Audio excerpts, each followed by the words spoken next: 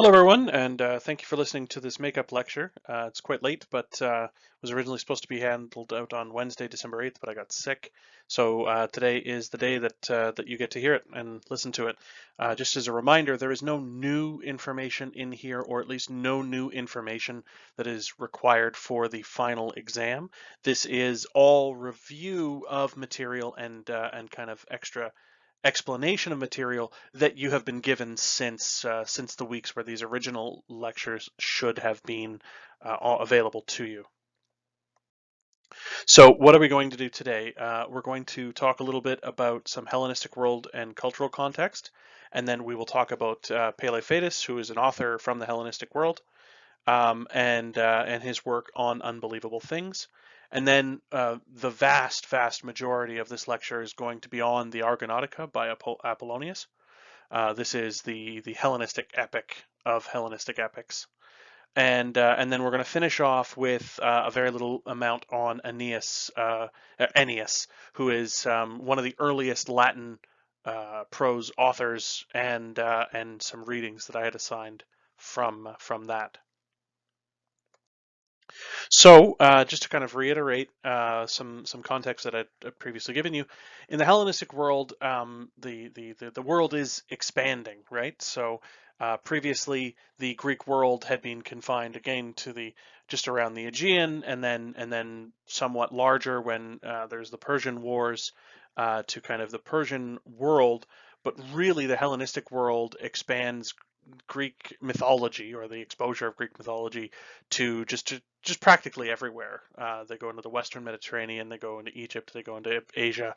It's just all over the place. And so what this means is that there's just immense amounts of cultural contact. There's more engagement, but there's also, that means there's more challenges. And what do I mean by challenges? Well, the worldview that fits a shepherd living in northern Greece and has never seen anyone other than his own people is very different from someone who is traveling around the Mediterranean and kind of living that sort of life. Even if you are still a shepherd, you're the people you interact with have interacted with more people. And so certain stories that you've told, and mythology is storytelling, may not work, or at least new challenges, new questions will arise because of this increasing world, and there has to be a response to that. Additionally, there's a changing world amongst those that write mythology down, those that compose the works that we've been reading all term. Generally speaking, there is no more oral transmission. Things are written down, and people are working from libraries. They're working from written texts. So a lot of the features that we would see in orally composed works, like the works of Homer, disappear or severely reduce. And I talked about this quite a few times in some Hellenistic works, and definitely in the Roman works, the later Roman works. So what are ways that you can react to this new world when you've got all of this mythological material? Um, Effectively, this is the new versions, or the third theme of the course, the notions of authenticity. These people are writing new works, and they are new works to meet their new world. And you can either look at them and say, well, they are later than the stuff that I already know, and so they're bad or wrong or different. Or you can look at them as representative of genuine understanding of mythology from their current day. And so I've categorized. This categorization is not required for the final exam, but I thought it would help you in understanding. There's kind of three approaches based on the works that I gave you for reading to this new world.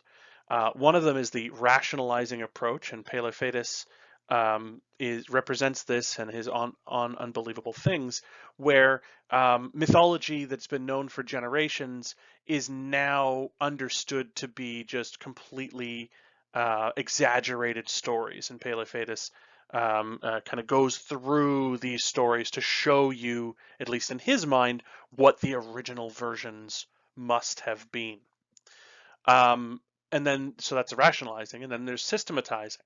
So Eratosthenes, we actually delved into Eratosthenes right after the midterm, and he tells about different constellation myths and how all of the worlds of Greek mythology fit into the stars and fit into kind of the growing knowledge of science in the world. And so this is a way of integrating the growth in the scientific method, or at least the scientific method as existed then, with these traditional understandings of mythological narratives. And then what I've termed here continuing. This is effectively doubling down on what has already existed. We look at this heritage of mythology that has existed, and we see this new world, and we are going to embrace it and move forward. And definitely the Argonautica by Apollonius is that kind of work. It is done in a very similar style, especially to the works of Homer. The Odyssey and the Argonautica have a lot in common, and just this idea of continuing on with what was done before is the way to go.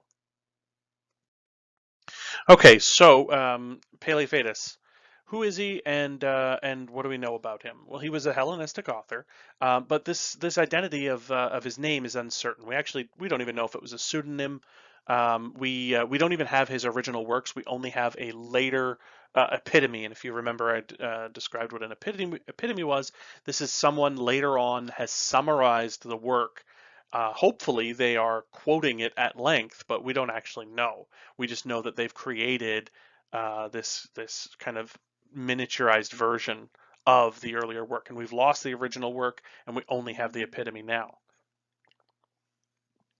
And so, on Unbelievable Things is the genre is called paradoxography, and that really boils down to a kind of explainer.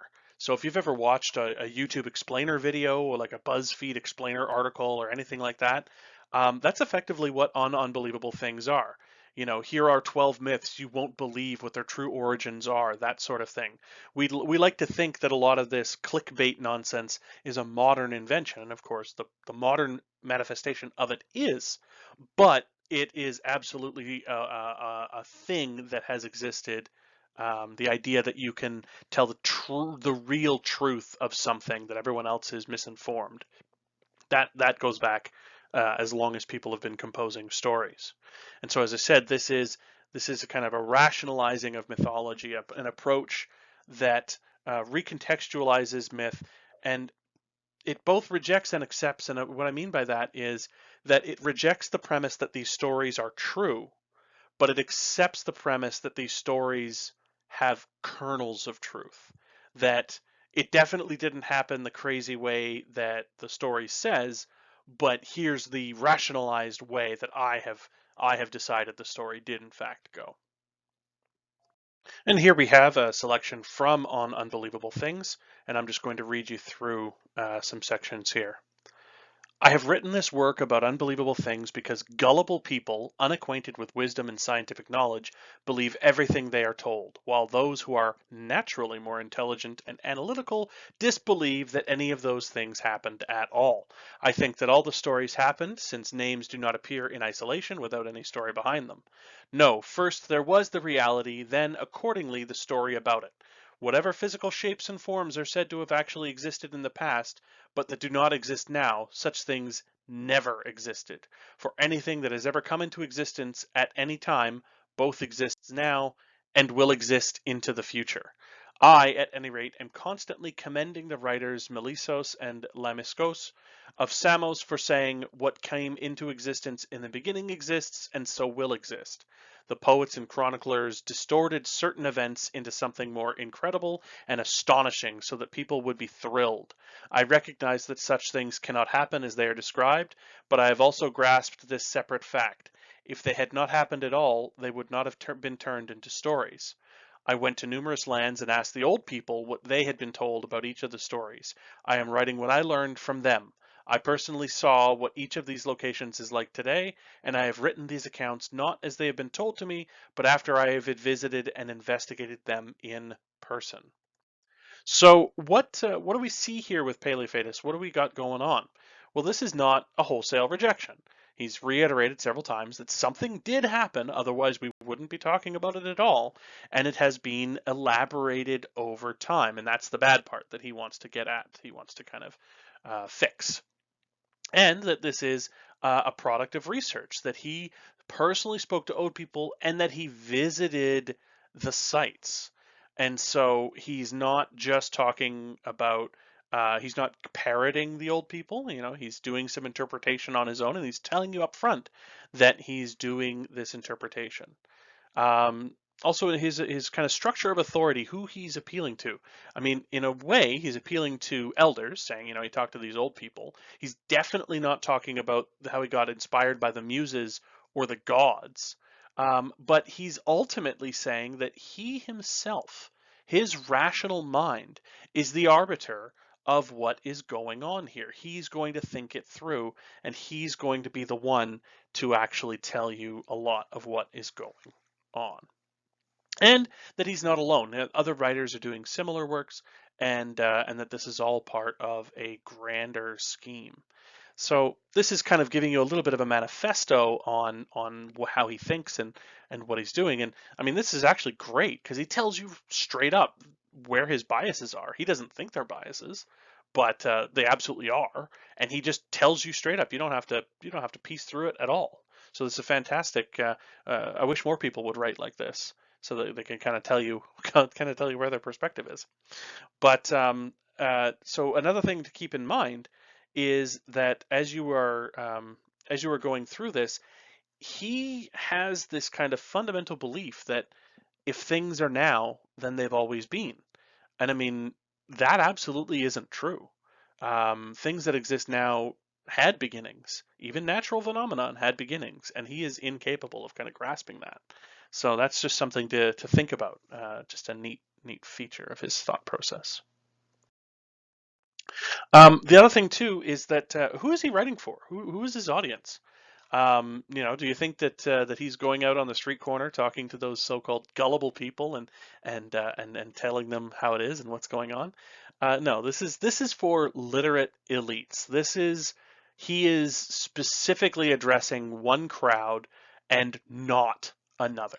This is not for those gullible people, the people who can't read, the illiterate masses. This isn't for them, even though it's somewhat phrased as if he is, kind of trying to tell the real story for the smart folks. Ultimately, what this tells you is that he's kind of living and working in a communications bubble. He only wants to talk to people, and he only wants to teach people who already think like him. And so, it's a great way to get a feedback loop to feel superior. And again, I make a comparison here. This is like social media, but it's circa 300 BCE. So, in our social media worlds, we tend to only associate with people who think like us. And then we characterize those that don't think like us as very bad. Maybe gullible people is a polite way of phrasing it, but we get quite negative. And so this impetus, this desire to see those that are outside of our immediate circle as, somewhat less human than us, that stretches back centuries. And it's never going to go away, unfortunately, but it's important to be mindful of it so that we don't reject people out of hand because they don't know the real story, like Paleothetus, and we'll see some of his versions of the story, and frankly, I'd say that they're just as absurd as the myth that he is correcting. But that's my personal opinion. So, what's one of those myths? Well, we're talking about Pasiphae. And Pasiphae is the mother of the Minotaur.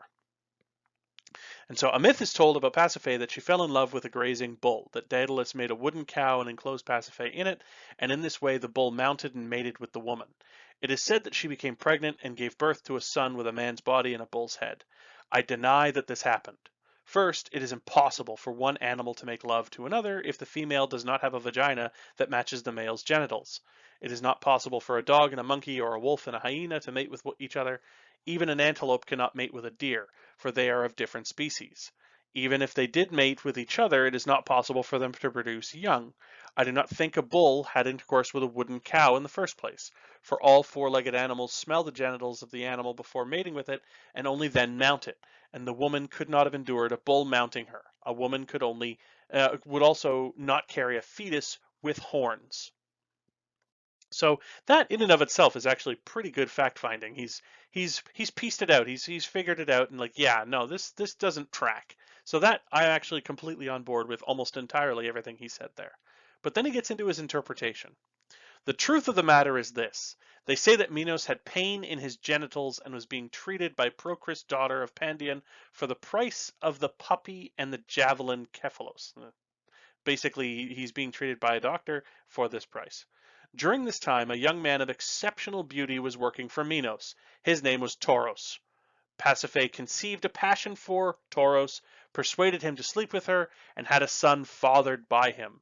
Minos counted from the time that he had the pain in his genitals and realized the child could not be his because he had not slept with his wife. Through careful comparison, he discovered the child was Tauros's. He decided not to kill the boy because he considered him a brother to his own children. So this is the Minotaur. He did, however, send him away into the mountains so that he could be a servant for the shepherds after he grew up. I won't kill you, but go away. When the boy became a man, though, he would not listen to the herders. When Minos learned of this, he gave orders to arrest and bring him back to the city. If he came willingly, he was to come without being tied up, but otherwise he was to be bound. The young man learned what was happening and withdrew to the mountains. He stole livestock and in that way sustained himself. Minos sent a larger company to capture him, but the young man dug a deep pit and shut himself in it. He lived in it for the rest of his life. They used to throw sheep and goats to him, and he lived by feeding on them. Whenever Minos wished to have a person punished, he would send him to this one shut up in his cell, and in that way the person would be killed. When Minos captured his enemy Theseus, he brought him to the place to be killed.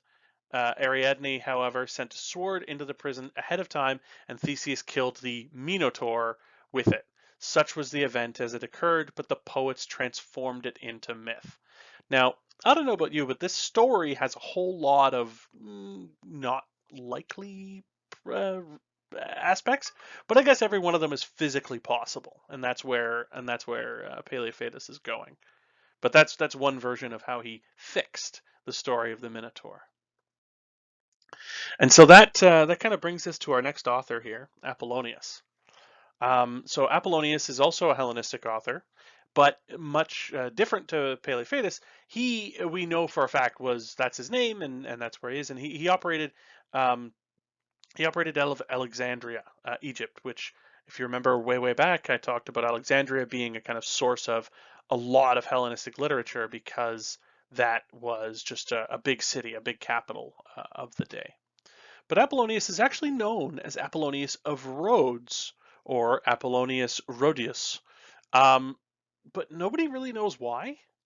It's just a name that got appended. I mean, everyone has ideas, but it's for the best of our knowledge, it's not because he was from Rhodes.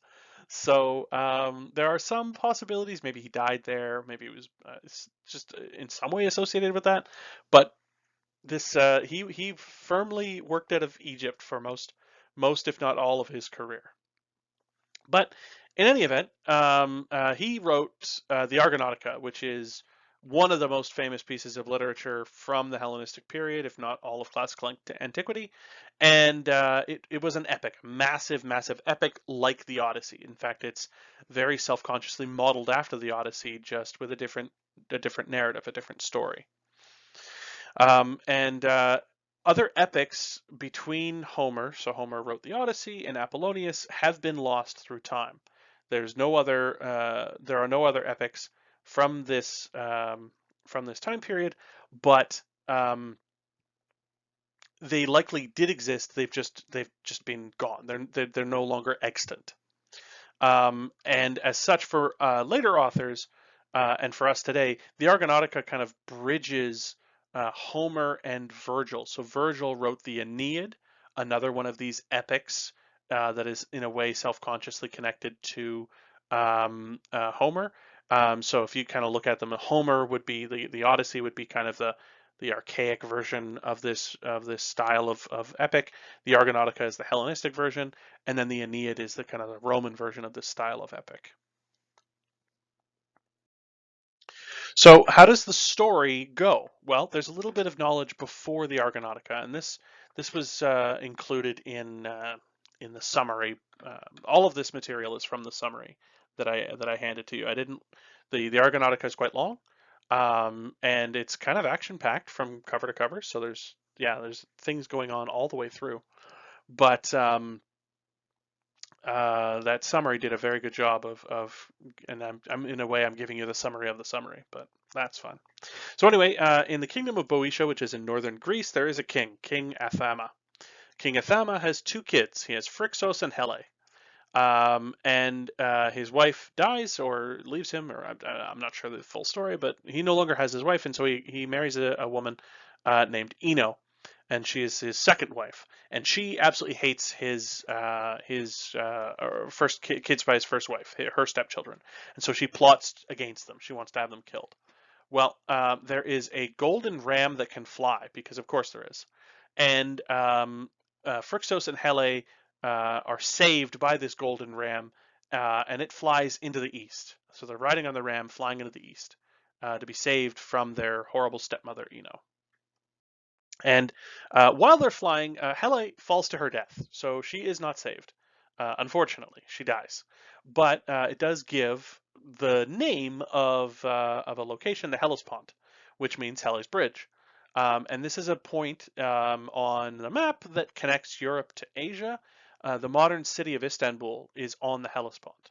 And this is formerly known as Constantinople, and then even before that it was known as Byzantion. But it is a location today of importance. So Phrixus survives, and he thanks the ram that saved his life by killing it. He performs the sacrifice. Now the sacrifice is, in accordance with the style of the day, but it's not universally looked at positively. And so, but regardless, the ram is sacrificed, and the fleece. So he fleeces the ram.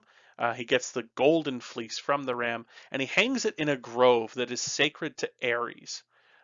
So this is kind of a position of martial prowess, Ares being a god of war, but he hangs it up for safekeeping.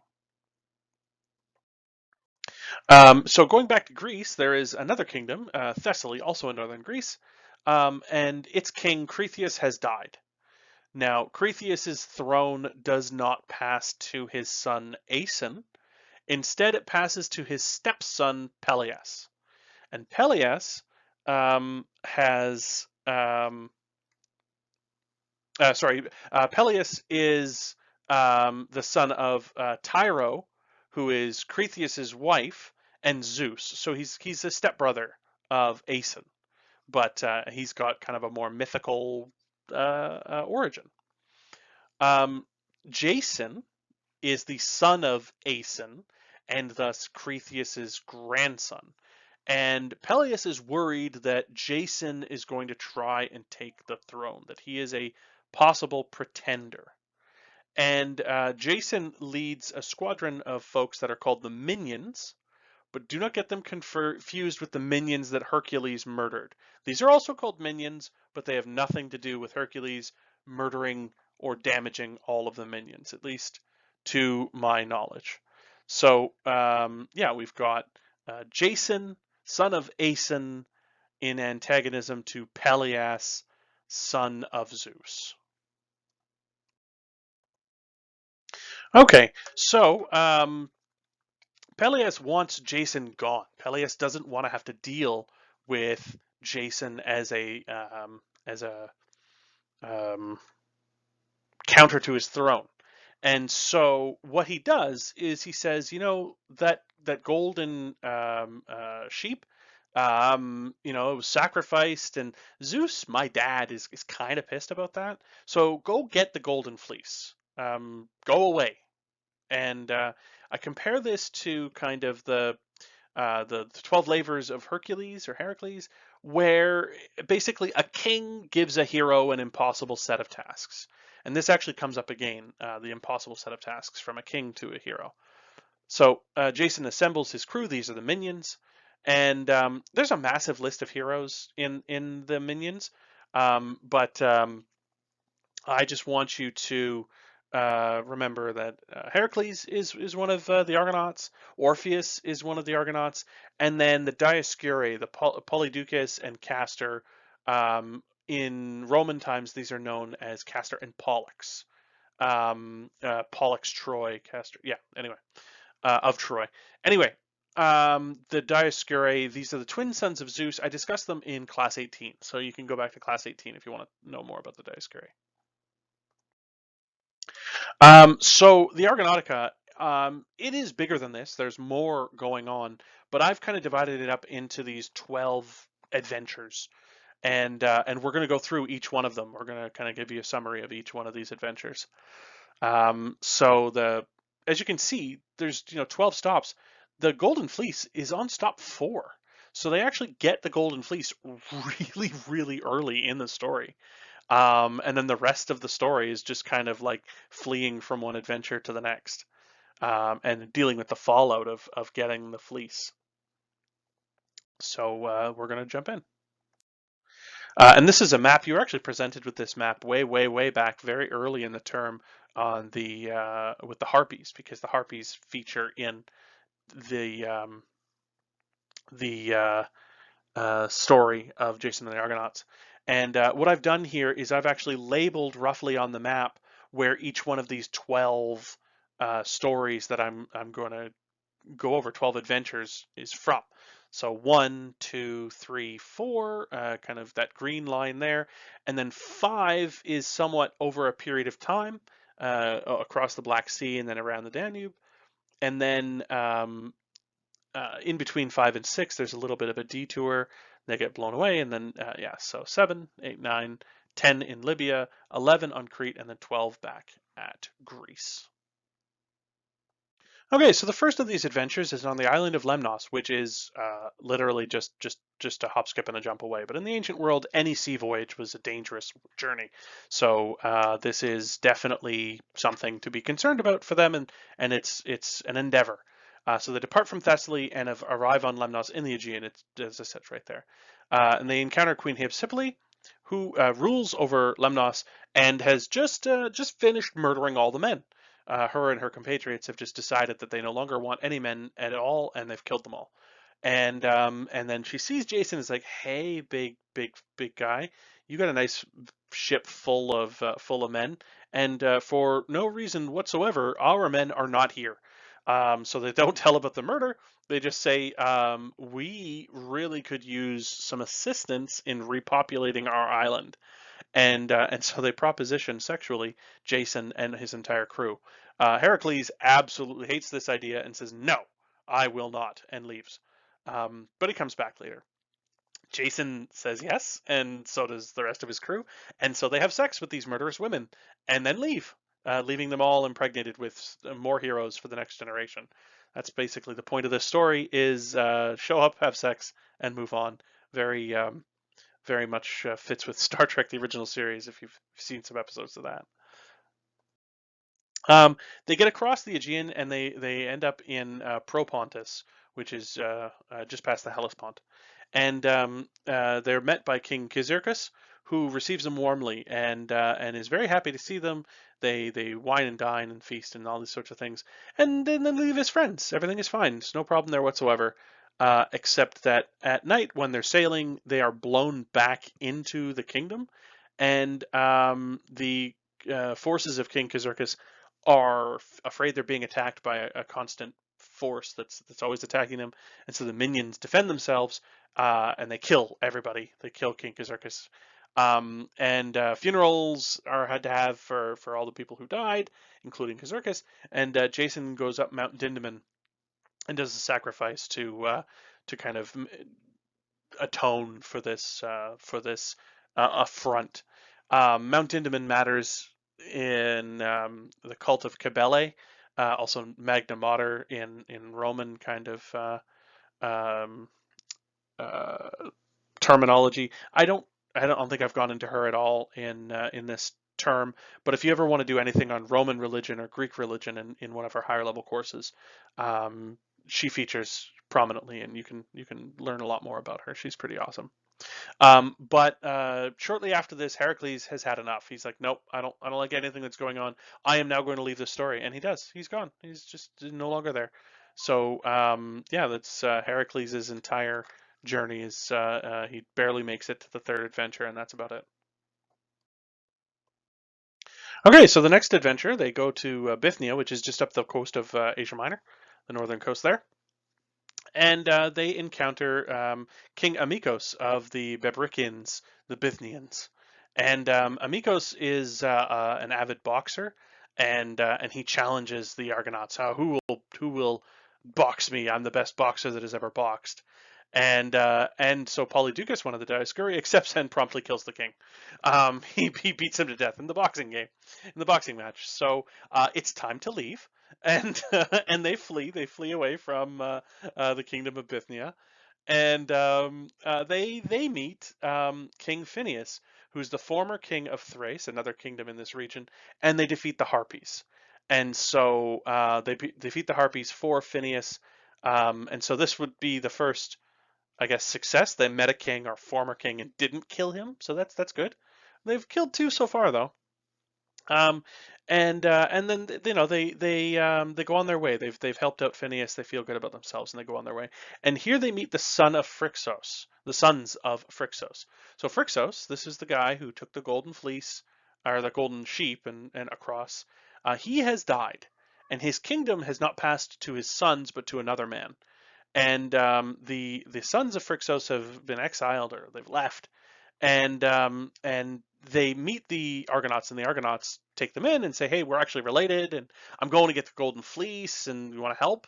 And the sons of Phrixus are like, "Yeah, you know what? We'll help you out. We really hate that guy, so let's go back, and he won't be suspicious at all, or actually, he's going to be totally suspicious. Here's how you should avoid his suspicions." And so they go to Colchis, and they meet King Aeetes. And King Aeetes possesses the fleece, and he's in charge, not the sons of Phrixus. And he's got two kids of his own. One of them is Apsistos, and that's his son, Apsistos, and Medea is his daughter. Hera wants to help out. She's deeply entwined in this story, and she wants to help out. And so she contacts Aphrodite and says, "Can we get your son Eros involved? Can he shoot Medea with a love arrow so that against her will she falls madly in love with Jason and helps him out all the way along the story?" And of course this happens. And of course Medea does fall in love with Jason and does do exactly what Hera wanted her to do. Um, which, is great for Jason, but maybe isn't the best for Medea. Who knows? We'll find out. So Jason requests the fleece. He walks up to Aeetes and is like, "Yeah, I'll give you some money, but I have a kind of an ancestral right to this fleece. I want to buy it from you." Aeetes is very suspicious. He's worried about his crown because he sees the sons of Phrixus with the Argonauts. He's like, "Okay, you're just trying to take my crown." He's like, "You know what? Your money's no good here. I've got an option. In the string of kings giving heroes impossible tasks and it never working out for the king, I've got a set of like super impossible tasks. There's no way you're going to be able to do this. So you have to harness the bulls with bronze hooves. You have to plow the field that they were in, plant some dragon teeth, and defeat the earthborn creatures that arise up from this." So he's confident this will never happen. This couldn't possibly ever work out. But he doesn't know that Medea, his daughter, has been entranced with Jason and kind of forced against her will to love him, and also that Medea is like a super powerful witch, and she's going to be able to do all of these things. She's going to help Jason through everything. He's actually barely capable. He just rests on Medea's shoulders. So Medea helps Jason with the tasks, and Jason completely succeeds. There's some more details in the summary that I gave you if you want to go through it. But effectively, Medea just either tells Jason outright how to defeat these tasks, or just does it for him, kind of with her magical powers. Aeetes is dumbfounded. Oh shit! How did you manage to How did you manage to defeat all of these impossible tasks? But I don't want to give you my fleece, so I'm going to continue to plot against you.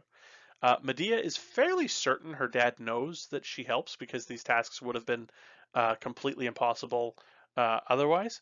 And so she comes to Jason and offers to help and says, "Look, I'll take you to the fleece. We'll get the fleece, and like, can we just get out of here? My dad's an abusive jerk, and I don't like him, and I don't like any of my family, and I just want to go with you and be with you forever." And so Jason says, "This is a fantastic idea because you're going to get me the fleece. So where is it?" And she's like, "Oh, it's guarded by a dragon, but don't worry, I can use my magic and put it to sleep." And so Jason's like, "All right, this sounds great," and goes to where the sacred grove, sees the dragon. Medea puts the dragon to sleep. Jason goes in, steals the fleece, and they flee.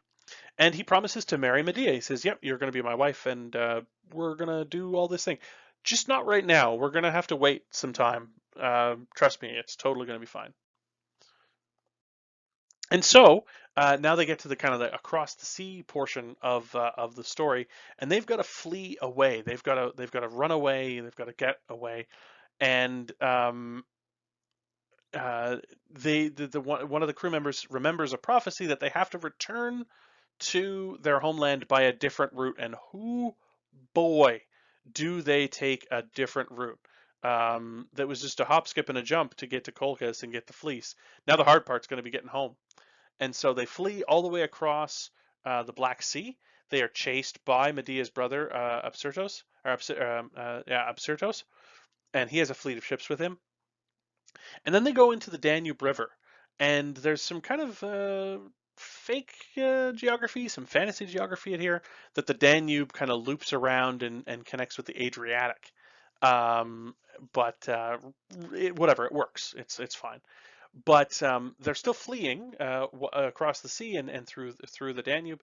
And Jason has an idea. He says to Medea, "My idea is that I'm going to abandon you." And she's immediately suspicious and says, "That's a terrible idea. I don't want this. You said you were going to marry me." And he's like, "No, no, no, don't worry. I'm going to leave you with Artemis. We're going to leave you here. She's a goddess, and you can stay in her house in this cult center. And it's fine. And since you've betrayed your dad, could you also betray your brother? And also, we're going to murder him." And Medea says, "You know what? I hated my dad, but like my brother's kind of cool, but yeah, it's fine. Go please murder him. I will send word to my brother that he should meet me in a specific place, and you can murder him, and that's fine." And so Jason waits with the ambush for Absyrtos. Medea sends him word, and he's like, "Oh, I love my sister. This is going to be great. I'm going to go. Oh, and I'm dead." So Jason ambushes him, kills him, and his crew is like, "Well, we don't have a leader anymore, so we could fight leaderless, but we also don't want to go back to Aedes because Aedes really is an asshole. So we don't like him at all." And so they just disband. They just disband, and Medea rejoins the crew after her brother has been murdered, and everything is hunky dory and happy. Right? That's how it works, right? So Zeus is pissed. You can't have brother murder going on, and so he demands that to atone for this heinous crime that they have to go to Kirke. But Kirke is in the south of France. She is there's Italy in the way. They're in the Adriatic, and Italy is in the way. They can't possibly get there, and so they start to head south because that's how you go around Italy. Um, but Hera blows them back. She blows them back to the north, and they're kind of given um, a magical vision that says, "No, no, no, no. You can go across the Po River. It's fine. It's fine. Don't worry about it." Polyducus and Castor, they pray kind of on this and like, "What? What's going on?" Like, yeah, no, don't worry. The Po River, even though it totally doesn't cut Italy off of the rest of Europe, and it absolutely stops at a certain point, you can totally just sail across and get to the south of France, and it's fine. So they do, and they meet up with Kirke. And so they find out when they get there that Kirke is actually Medea's aunt. She is Aetes' sister, and they beg her forgiveness. Medea is instructed to tell the story of what's going on, include a bunch of personal tragedy, but please omit the brother murder. We need to get deliverance. We need to get cleansing from Kirke, but we don't want to talk about how we totally murdered your brother.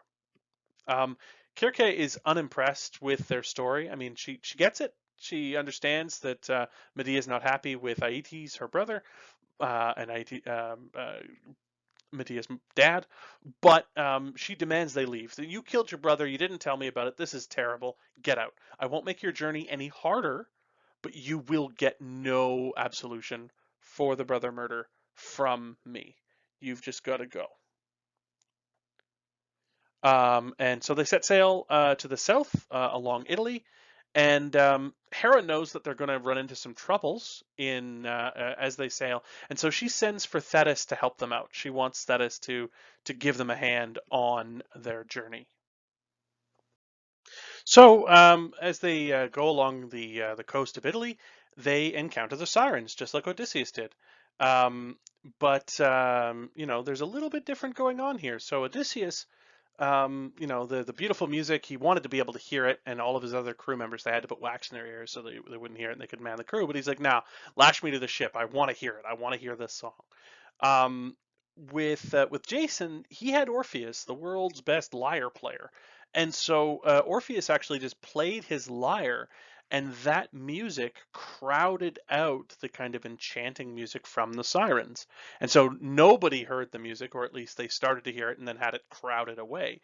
And the ship passed along freely, completely safe, except for one guy who was completely. I mean, he was just immediately taken by the sirens, and he jumped ship and he went to swim to them, but he was saved by the gods. They're like, oh yeah, poor guy, we'll fly down and we'll save him. We'll actually pull him up, and so he doesn't get pecked to death by the sirens.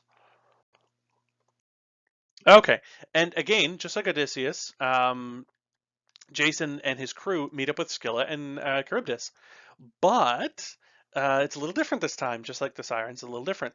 So if you remember, Odysseus, he fights Scylla and avoided Charybdis. He avoids the maelstrom of death and destruction, and figures he can have you know, some fights with the many-headed serpent death person.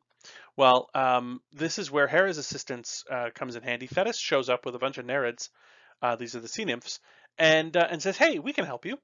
We are going to navigate Charybdis. So the impossible to navigate, absolute death, destruction.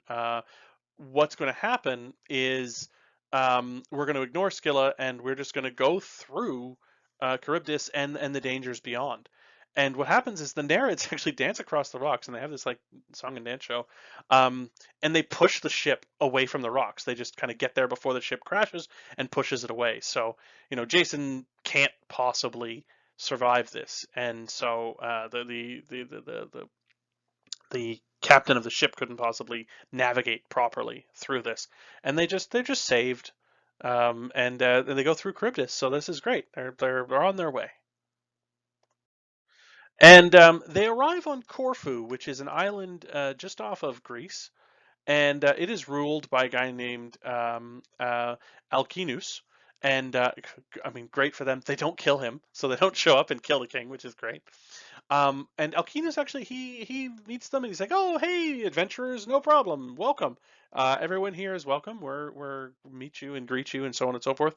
But a crew from Colchis arrives, just kind of like dun dun dun, and they demand the return of Medea.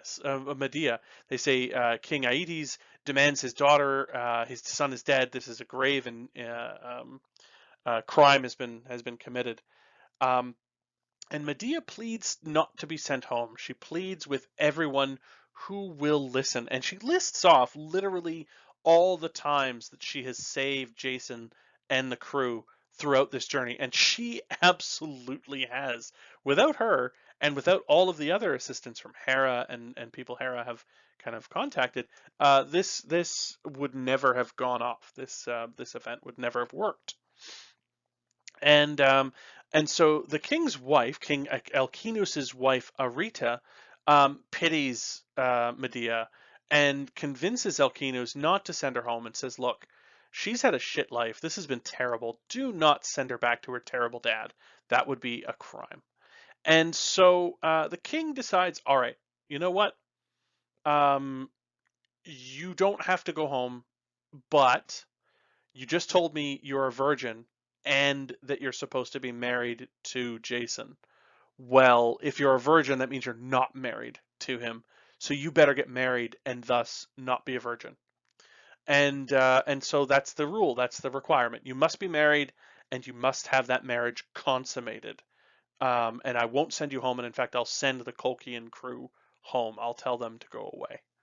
And so, well, they agree.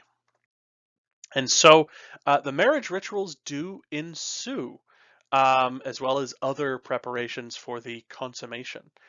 Jason wanted to get married back home, but he accepts this gracious king, or gracious Jason accepts this requirement here. And so they have a full marriage, a full wedding, but then they also get a bed laid out in a sacred cave, and the golden fleece is laid down on the floor. Orpheus plays mood music, and they consummate their wedding vows, their marriage.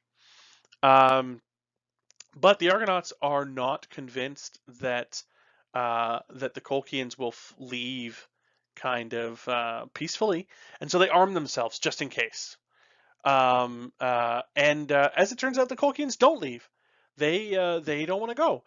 But instead of saying they don't want to go back to King Aeti, they don't want to go back empty-handed. They just don't want to go back to the king.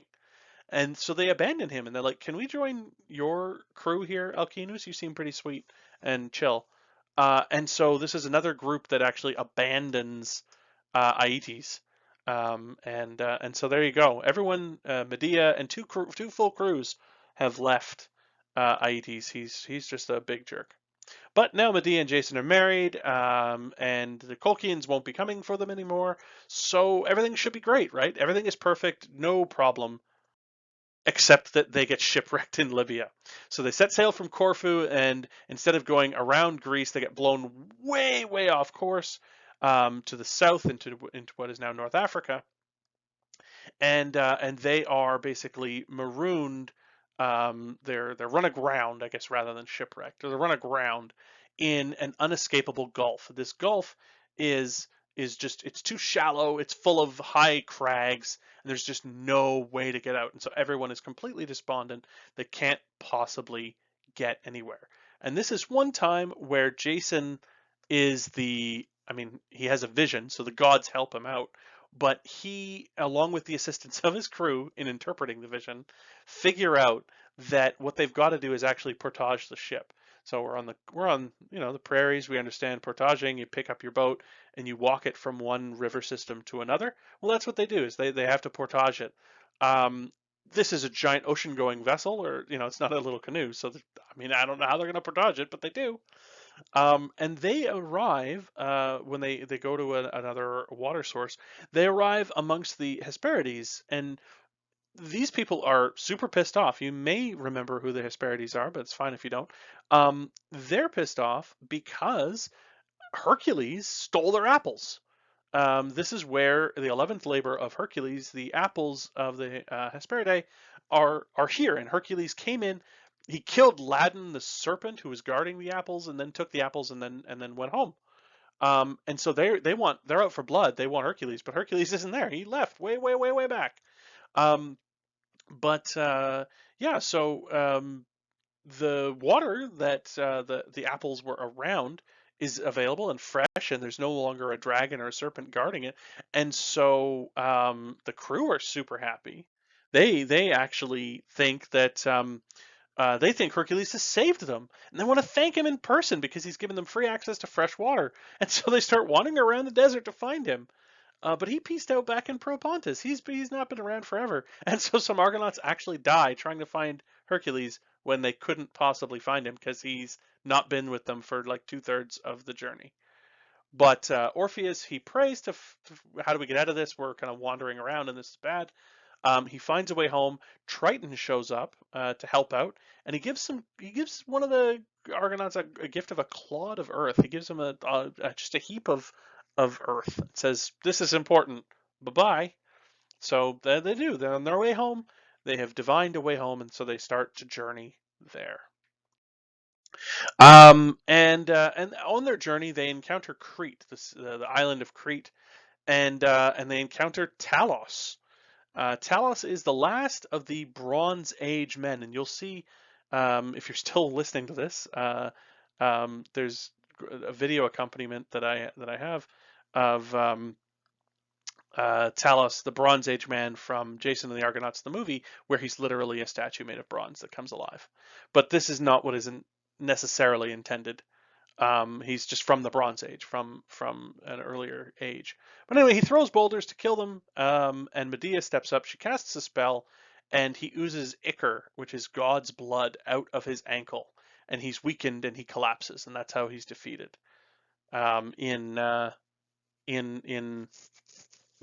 video, it's a little bit of a different story.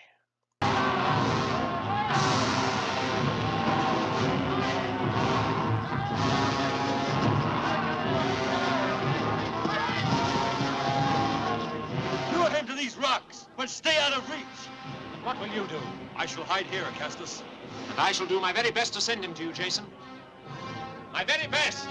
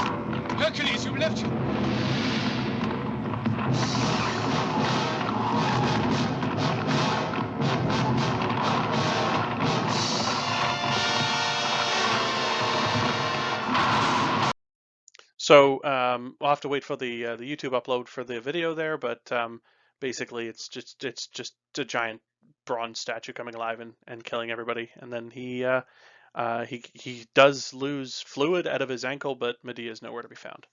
'Cause she's not in the movie. But anyway, as they flee Crete, they've defeated Talos, and they're on their way home. And then the Argonaut that had received the clod of Earth, Euphemos, he has a dream: throw the clod into the sea. And so he does, and it creates Thera. Thera is a volcanic island. Um, if you ever want to take some more courses in kind of Bronze Age history, Thera had a Minoan settlement on it that was destroyed. It might actually be the source of the stories of Atlantis, but it is an island that it blows up from time to time. So anyway, so they create Thera. Congratulations. And then they arrive back home happily ever after. So this is it. The story is over, at least the Argonautica's version of the story.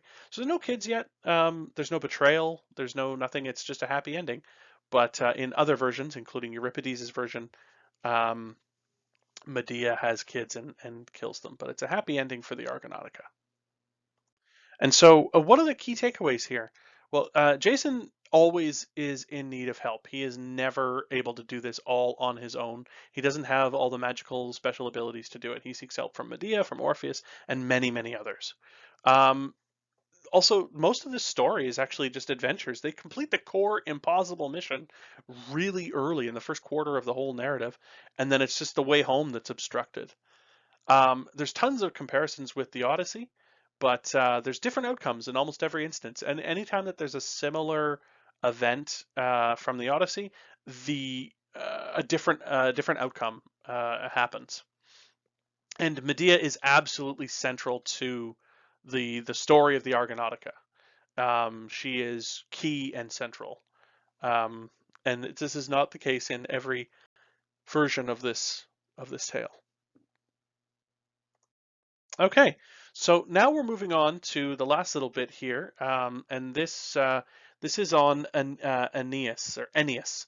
I want to make sure that this is so that you know this is not Aeneas, the Trojan prince and mythical character. This is Ennius, a Latin poet. He is a contemporary of Cato, and you should know that name Cato from Penny 2012. This is one of the readings way back when I also gave you the Ennius reading. And this is talking about the origins of Latin literature. So the origins of Latin literature, it happens in the Middle Republic. I mentioned that in class 24. And it's Ennius was a poet and an author who had many works, but his kind of big work and his most renowned work is the Annals. And this work, in fact, all of his works are generally lost. The Annals, much of it has been preserved in quotations by later authors because it was so incredibly influential. So the Annals, what was it? It was an epic origin story from Roman origins from Aeneas to the modern day, which was the Middle Republic. Um, and so just to kind of reiterate, the idea that Aeneas is the kind of founder of Rome, that doesn't originate with Virgil and it doesn't originate with the Aeneid. It's something that's already there. It's just that it's taken up and given kind of a more epic treatment later on. Generally speaking, the Annals is considered good. It's got some good story points and story beats, but it's awkward to read. So it's patterned after the official record keeping, the Annals, and then literally Annals are, and then this happened, and then this happened, and then this happened, and then this happened, and then this happened, and it just continues for page after page after page like that. Now the Annals by Ennius is more narrative than that, but it is still kind of it's not a tremendously amazing read. And so generally speaking, later authors mine it for material but abandon the Annals in and of themselves. They're not very well thought of in later centuries. And these are just also from that reading that I gave you. Ovid thought that the Annals were crude and unkempt. And Virgil said that going through it for the Aeneid was like seeking gold in a dung heap. So just kind of give you an idea of their impression of what the annals were like. Um, these are people who stole pretty freely from it, but they weren't also personally responsible for trying to preserve it. But their opinions may have prevented others from trying to preserve it, because that's of course how we keep these texts. Is people every century or so have to write it down again, otherwise the material that it was written on will decay and be lost. And so, what was the Annals? What was it about, and what was it? Well, it was about Roman greatness. Greek epic had been around for centuries by this point, and Romans didn't have an epic on par with that. Well, this was an attempt at getting an epic on par with what the Greeks had. Now, there were some contemporary events going on. Rome was actually in the process of conquering northern Greece during the period in which the Annals was written. And a lot of the Annals, it has the mythical origins, but it also has a lot of contemporary events. And in fact, it might have been written as a kind of piece of propaganda from one of the people involved in, or at least sponsored by one of the people involved in these conquests. So the style is awkward, and the content is actually mostly contemporary. And so what ends up happening with so many things that focus on contemporary needs and wants is they kind of get forgotten. They kind of get left by the wayside. So in addition to the opinions of those authors saying that it was kind of crappy, the aspects of the style and the contemporary nature may have contributed to this work eventually being lost, except for those quotations, like I said. But it's super, super influential.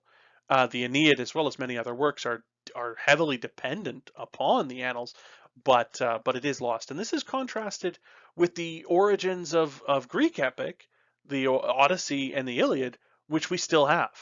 And so, the origins of Latin epic are actually kind of lost, which is interesting to think about.